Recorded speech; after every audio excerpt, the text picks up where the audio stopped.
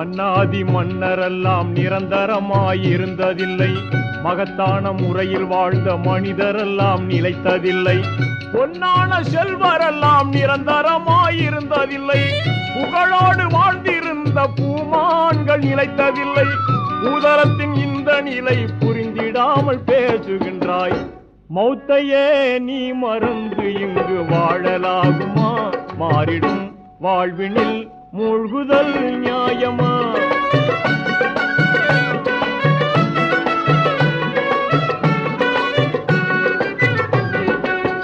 அல்லாவின் அருட்சுடராம் அண்ணன் தாஹா நபி எங்கே? அஞ்சாத வீரம் கொண்ட ஆண்மை அலி யார் எங்கே? எல்லோரும் போற்றுகின்ற அன்னை பாத்திமா எங்கே?